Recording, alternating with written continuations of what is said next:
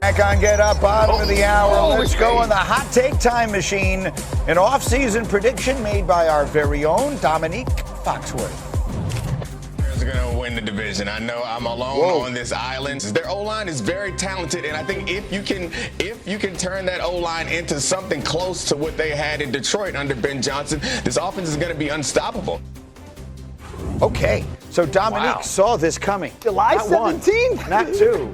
But 3 months ago, you predicted that the Bears were going to win the division, and right now, if the season ended today, he'd be right. Let me show you the NFC playoff field. It is tight as can be. The Eagles currently are on top of the conference at 8-2, followed by the Rams. As Neek predicted, the Bears lead the North, the Buccaneers lead the South, Seahawks, Packers, 49ers are the other teams on the outside looking in. So let's look through the entire division with little notes on each of these teams, and we'll dive into them, starting at the very top with the Bears. Chicago is in first place in the NFC North. Their offense is 4th in the league and the best in the division, and they are resilient to say the least.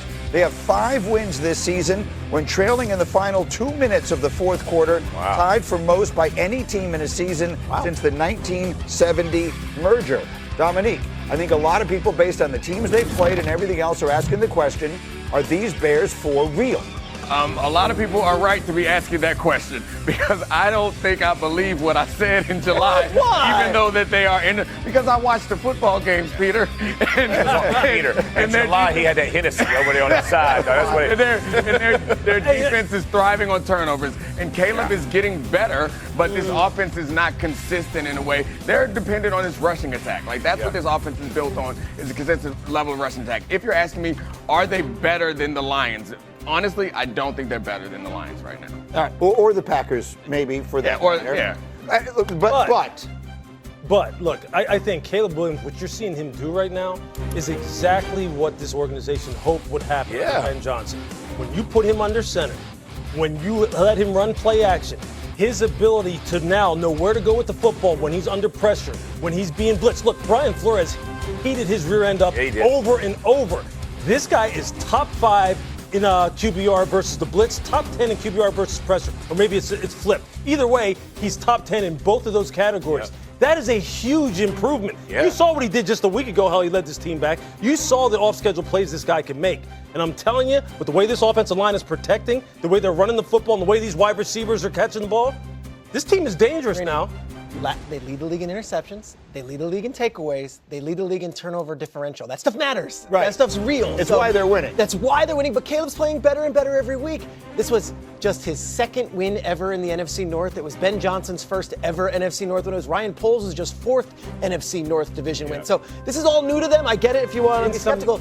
They're winning football in some Bears critical way. statistics. This young man is ascending.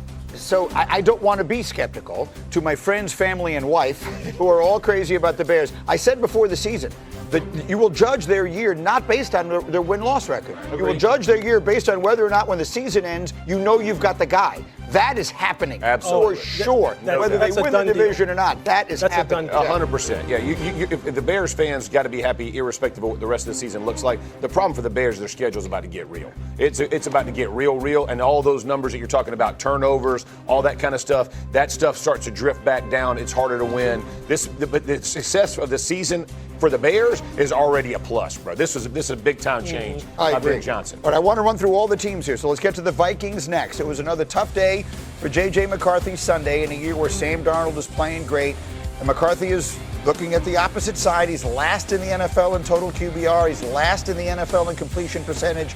He's thrown more interceptions than touchdowns. 5 of his 8 interceptions have come when targeting Justin Jefferson. Lewis, obviously, the most important number here is 5. That's how many games he has started. But there are people asking already, is this experiment failing? And I would just go back to that number 5 that you talked about. It's 5 games. He missed his entire rookie season. He started 5 games. Now, you cannot discount the fact that for about 57 minutes and 30 seconds in this game, he was awful. He looked scared in the pocket. His mechanics were all over the place.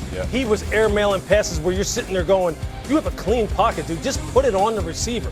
And then he led him down the field to a touchdown drive and made some big-time throws. He has got to become more consistent. You have to give him more time. They traded up to the 10th pick overall. You cannot make a sweeping generalization about his career off of 5 starts. You just can't. But he has to get better.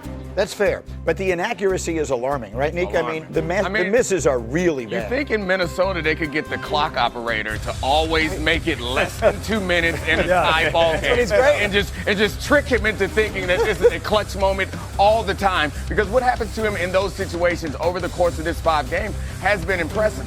But if you chop those ends of the game off and look at this, it'd be reasonable to say, oh, we might have made a mistake. Because the accuracy is really concerning. It's a problem. Yeah. The fact that I know that progress isn't always linear, but that it doesn't seem like he's getting better is, I think, the concerning part until you get into a clutch situation and all of a sudden he blacks out. Yeah, I think you got to be patient with this. I mean, listen, and if you're the one good thing, you just saw Sam Darnold go against the Rams again, and it didn't look good. So if you're the Vikings, you got to be 10-1 or whatever it is. You still got to run through the same horses to get to where you want to get to. Maybe McCarthy puts you over the top in the future. The trouble is, and Peter, you have been saying this all year, there were so many factors at play that are not his fault, but based upon the class he was drafted in and what they gave up and all the... Who was in the room, right, and who else was drafted in that class. Those are 2 enormous mountains to overcome, and unless he was to be a runaway success, this was going to be a failure, and here we are. Guys, if Devin Duvernay doesn't return a kick 50 yards, they win, and we're saying, JJ's Mr. Clutch.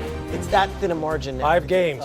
5 games. That part of it is for sure. We can't make any decisions about the entirety of his career, but from this season's perspective, it's been rocky. I want to go to Green Bay next. Jordan Love, if you look at the box score Sunday, had sort of a pedestrian day, under 200 yards, just over 50% completion, but he was missing Tucker Kraft. Josh Jacobs exited earlier in the game, and his receivers dropped officially 4 balls. It felt more than that. If you exclude drops, his day actually looks better. A season-low 4% of his throws were off target. So, Jeff, Saturday, did Jordan Love silence the doubters with this win on Sunday? I don't think so. Listen, this is not Jordan Love. This is just reality of where we are in the season. They just haven't beat. They beat the Lions in week 1. The next best team they beat is the Steelers, y'all. You listen, Himbo gave me this. Love beat Cincinnati, 32nd defense. Tied Dallas, 31st. Beat the Giants, 29th. Beat the Commanders, 28th. Beat the Cardinals, 25th. Like, you got to play who's on the schedule. But he's not tearing it up playing some of the bottom defenses in our game. And here's the bottom line. You paid Jordan Love to be the dude.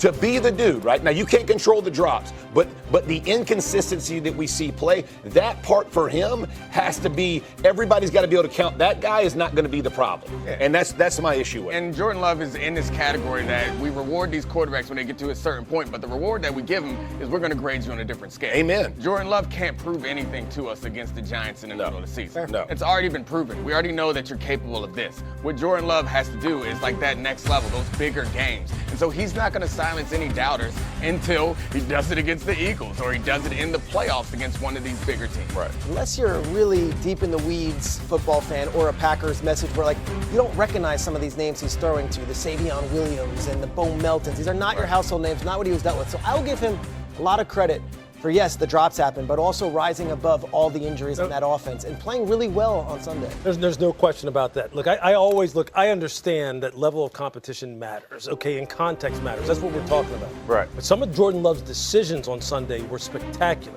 Some of the ball placement was spectacular. I don't care if you're throwing against me or if you're throwing against Deion Sanders. The ball placement was what it was. Yeah. It's just, can he make this a repeatable thing, a consistent thing? That's what drives people nuts. But look, there's a reason why Brian Gutekunst rewarded him already, because he saw it.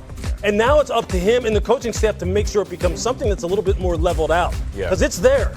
I think what Nick said also is an important point to leave it on for the Packers, and we'll get to the Lions, is and it's not his fault. When you trade for Micah Parsons at the beginning of the season, you're saying we have a championship team. We're not asking Jordan Love to be good. We're not asking him to throw for a lot of yards against the Giants. We're saying lead us to a title. That's right. I think that's where the bar is set. All right, the last one is the Lions. And they certainly stayed true to their identity Sunday in Philadelphia. They went for it on 4th down 5 times. They converted none of them. Yes, it was a blustery, windy night, but the average field position for each of those 4th down attempts was the Eagles' 38-yard line. 3 of those attempts came within 10 yards of midfield. And Dominique, I'm going to ask you this question leadingly because I know you have a fascinating look at this. Do you believe Dan Campbell should continue calling the offensive plays? I don't think he should. And I think it's less about the plays that he's calling and more about the game management. I think that they've always been a team that managed the game well, but in this game, they made mistakes right before halftime. They didn't take advantage of the opportunity to call their timeouts to be able to take a chance to score. They went for it. All those fourth downs was fine, but then there's a 4th and 10 where you absolutely have to go for it, and they punt it.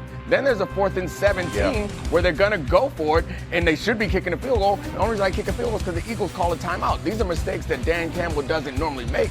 And also, like, the physical nature of the team. I know you're going up against a really tough defense and a good defensive line, but it felt like through the course of that game, they felt less and less like the Lions. Amen. I think Dan Campbell, there you go. Either he needs to stop calling the plays or have someone else in charge of like these game management situations, because those are too many big mistakes for it to be coincidence. I think that's fascinating. And the physical piece of it you jumped on. Yeah. I mean, the physicality, you saw it kind of wane, right? Like I think Gibbs got like 12 carries. Montgomery only got 6. Like, there's something about when you go play the Lions where your expectation is we're going to hit you in the mouth between the tackles. We're going to play physical with you. And it doesn't matter what the defense is. I don't care if it's the Eagles. I don't care who it is. It opens up play action, opens up the middle of the field. It allows all those things to happen because linebackers play differently.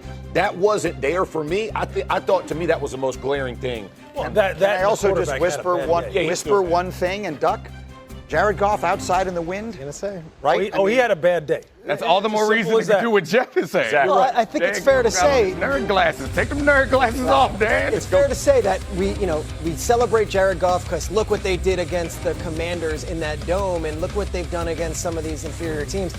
In Arrowhead on a Sunday night, wasn't his best. Against the Packers week 1 outdoors, wasn't his best. And then this game here, there's a lot on their shoulders of, hey, Lions, keep it up, do your thing. I think what we're getting back to is kind of exactly what Jeff is alluding to. They have an identity.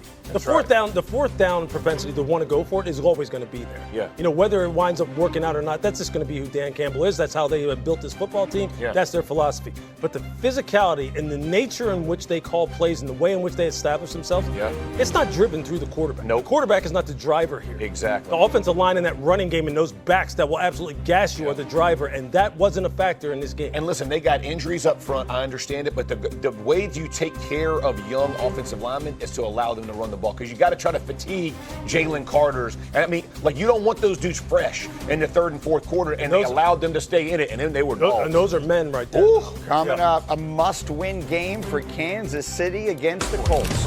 But wait until you hear.